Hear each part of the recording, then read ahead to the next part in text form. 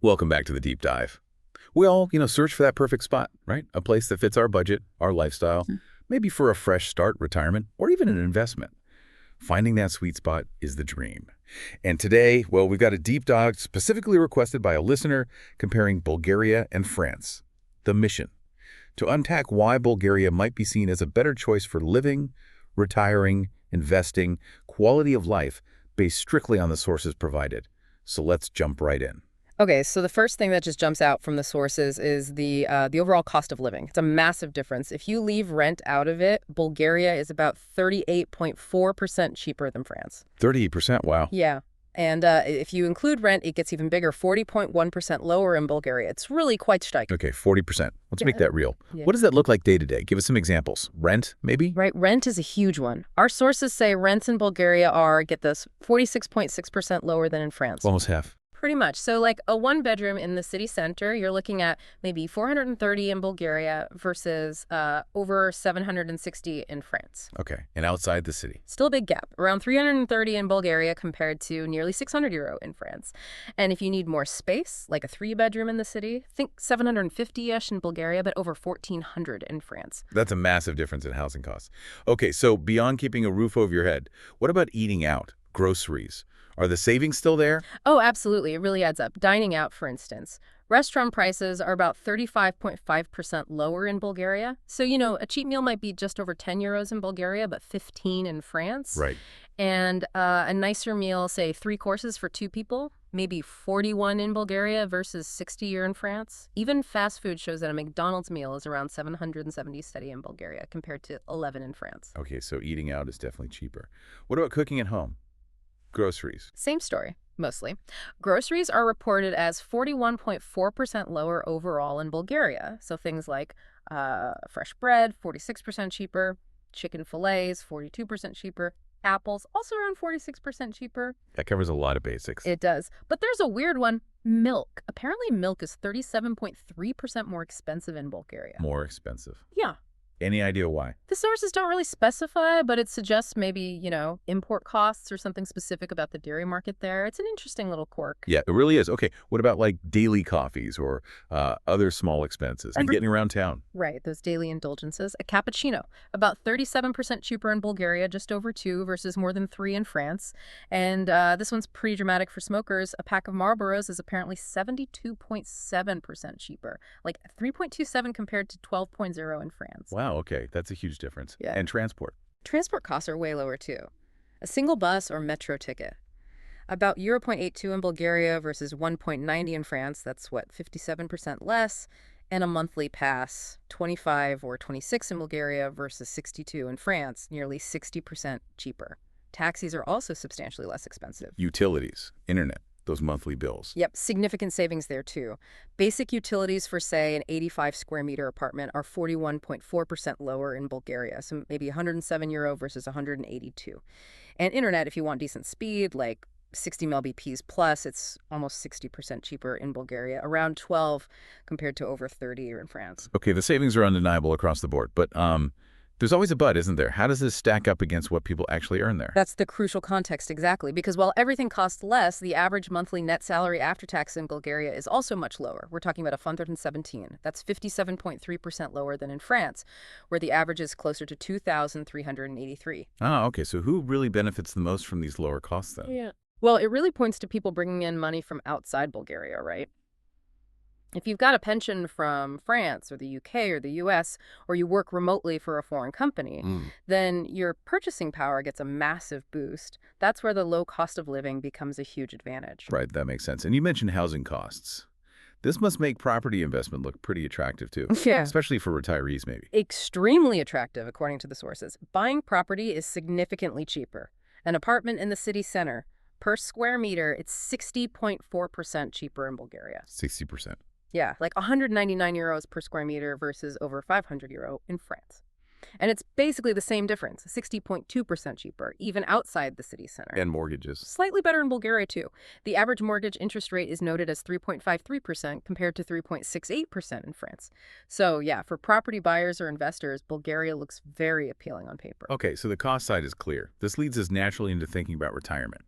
What makes Bulgaria specifically appealing for retirees beyond just the cost? Well, a big factor highlighted is the tax situation. It's very favorable. Specifically, pension income isn't taxed in Bulgaria. No tax on pensions. Not locally, no. Now, the country paying the pension might still tax it. That's an important point. But Bulgaria itself doesn't. And for other income, there's just a flat 10% tax rate. 10% flat tax. That's among the lowest in the EU, right? Exactly. That's a huge draw for people living on a fixed income. Makes sense. What about the practical side of moving there to retire? Is it easy? Is there support? Well, the source is listed as one of the cheapest retirement spots with a decent, mild climate. And there is apparently a sizable British expat community already, especially in places like Sofia, Varna, and even Bansko, the ski resort. Okay, so there's some community there. Yes, but the sources do stress that, learning Bulgarian is really encouraged if you want to properly settle in and integrate. And the visa process for non-EU folks. Yes. For non-EU retirees, there's the D-type visa for long-term stays. You need to show you have enough funds. The requirement mentioned is 6 times the Bulgarian minimum monthly salary. Plus, you need medical insurance and proof of somewhere to live. Okay, and those estimated monthly costs for retirees? The figures given for a couple are pretty low. Groceries around 170 to 250 euro a month. Utilities maybe 100 to 150 euro. And a public transport pass, like we said, very cheap, maybe 25 euro, 18 baht. It paints a picture of, well, very manageable expenses. That sounds quite appealing compared to, say, France. What's the situation for retirees there, according to the sources? It's quite a contrast. The sources point to French households feeling the pinch on purchasing power. Inflation hit 3.6% back in February 2022, apparently the highest since '89, driven by energy and food. And here's a key stat. Over the last 12 years covered by the source, French pensions were revalued by about 10%, but inflation over that same period was 18.4%. Ouch. So a real loss in buying power for French pensioners. That's what the data suggests, yes. A tougher financial reality for many retirees in France compared to the potential affordability in Bulgaria. That really brings healthcare into focus then. How does Bulgaria stack up for retirees needing care, especially long-term care? It's a bit of a mixed bag, based on the numbers provided. Bulgaria actually has the highest ratio of hospital beds in the EU, 864 per 100,000 people, which sounds great for immediate acute needs, but it has one of the lowest rates for long-term care beds, only 26 per 100,000. So that's something you'd really need to consider for future planning. And the healthcare system itself, public versus private. Public healthcare is universal, funded by mandatory contributions. But the advice seems to be that private health coverage is highly recommended. The good news is that private plans are generally cheaper than elsewhere. One source mentioned a basic plan for a couple under 70, costing maybe 200 euros a year. That's quite low. And in France, any healthcare cost nuances. Well, an interesting point mentioned for France was the perception of prices after the euro came in. A study suggested that prices for everyday, cheaper items went up more noticeably. So even with a good public system, that perception of rising daily costs could still affect retirees' budgets and, their overall feeling of financial well-being. Interesting psychological effect. Okay, let's pivot to investment. We touched on property, but what about broader business investment in Bulgaria? The big headline there is the corporate income tax. It's a flat 10% on taxable profit. Again, very low compared to many other EU countries, including France. Right, that 10% flat rate keeps coming up. And there's something else big on the horizon. Bulgaria joining the euro. The target date is January 1st, 2026. That's the projection, yes. And importantly, an ECB report apparently gave a positive assessment, which is a key step. It would make Bulgaria the 21st country in the Eurozone. What does that mean practically for the economy and for investors? Are there downsides? Well, there are definitely upfront costs. Businesses need to update IT systems, train staff, handle dual pricing for a while, logistics. But the long-term outlook presented in the sources is very positive. How positive? The projection is a net benefit of over 15% of GDP over 20 years. That's quite substantial. And where does that benefit come from? Mostly from increased capital coming into the country, foreign direct investment, or FDI, and more trade with other EU countries. Specifically, they expect about a 5% boost to GDP just from increased FDI, especially in manufacturing. Okay, but doesn't joining the euro mean giving up control over your own monetary policy? Isn't that usually seen as a cost? Normally, yes, but this is a key point for Bulgaria. It already operates under something called a currency board regime. Essentially, its currency, the lev, is already pegged to the euro, so they don't really have an independent monetary policy to lose. Ah, I see. So they get the benefits of the euro without giving up something they didn't have anyway. Exactly. The sources frame it as basically all upside in that respect, a kind of win-win for Bulgaria's situation. Okay, that makes the investment case seem stronger. How does France look in comparison on the investment front right now? The picture painted for France is, well, more challenging. Public debt is rising, expected to hit 119% of GDP by 2029, up from 111% in 2023. The public deficit was over 6% in 2024, and house prices actually fell by 1.5% year on year in late 2023. So rising debt, higher deficit, falling house prices. Yeah. Yeah, that sounds less stable compared to Bulgaria's potential euro boost. Based purely on these economic indicators from the sources, yes, Bulgaria seems to have a more positive trajectory for investors in the near term. Okay, we've covered cost, retirement, investment. But living somewhere isn't just about the numbers. What about the actual quality of life in Bulgaria? The feel of the place? The sources mention positives like a quieter pace, fresh food, the nature. But what are the challenges people report? Yeah, the sources don't shy away from the negatives reported by some expats. It's described by some as highly corrupted. Hmm. There are mentions of rude people and issues with public sector staff being incompetent, reports of racism, corruption even in universities, problems with basic rights like illegal construction or police not being responsive. That sounds quite serious. It does, and bureaucracy red tape can apparently make simple administrative things take a very long time and be quite frustrating. What about outside the main cities?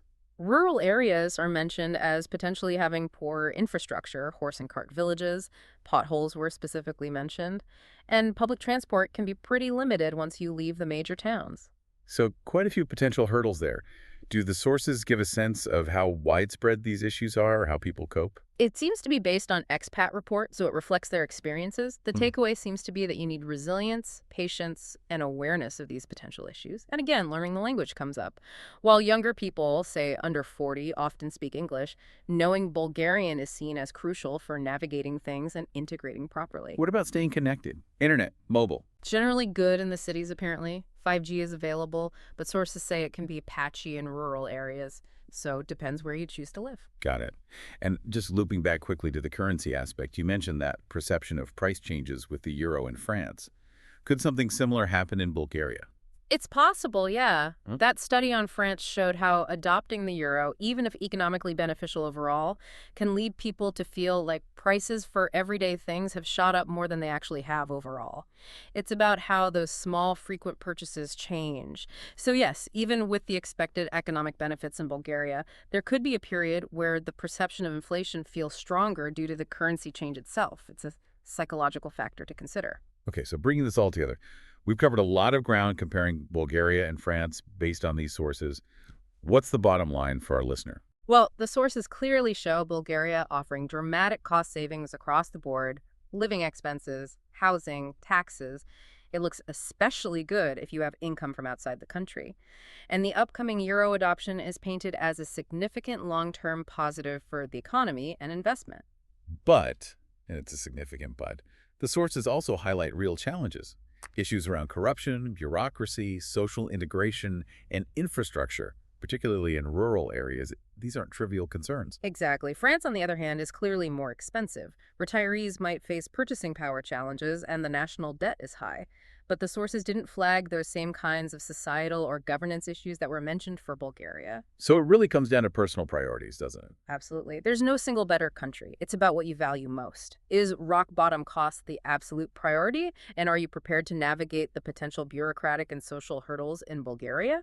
Or do you prefer the perhaps more predictable, albeit more expensive, environment suggested for France in these sources, despite its own economic headwinds? We hope this deep dive, focusing just on the information provided, gives you a much clearer framework for thinking about this. Numbers, the potential upsides, the reported downsides, it's all part of the picture. So what really resonates with you from this comparison? Think about those trade-offs. How does the allure of Bulgaria's affordability stack up against the potential daily friction? Or does the higher cost of France seem worth it for a potentially smoother experience? Lots to consider for your own journey.